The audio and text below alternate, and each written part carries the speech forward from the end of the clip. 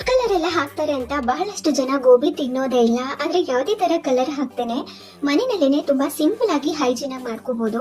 ಮೊದಲಿಗೆ ಸ್ವಲ್ಪ ಬಿಸಿ ನೀರನ್ನ ಕಾಯ್ಲಿಕ್ಕೆ ಇಟ್ಕೊಂಡು ಅದಕ್ಕೆ ಸ್ವಲ್ಪ ಉಪ್ಪು, ಕಟ್ ಮಾಡಿ ಇಟ್ಕೊಂಡಿರುವಂತ ಗೋಬಿ, ಸ್ವಲ್ಪ ಅರಿಶಿನ ಪುಡಿನ ಹಾಕಿ ಚೆನ್ನಾಗಿ ಮಿಕ್ಸ್ ಮಾಡ್ಕೊಂಡು ಇದನ್ನ ಒಂದ್ 5 ರಿಂದ 6 ನಿಮಿಷ ಬೇಯಿಸ್ಕೊಂಡು ನೀರನ್ನೆಲ್ಲ ಶೋಧಿಸಿ ಒಂದು ಮಿಕ್ಸಿಂಗ್ ಬೌಲ್ಗೆ ಹಾಕೊಂಡಿದ್ದೀನಿ.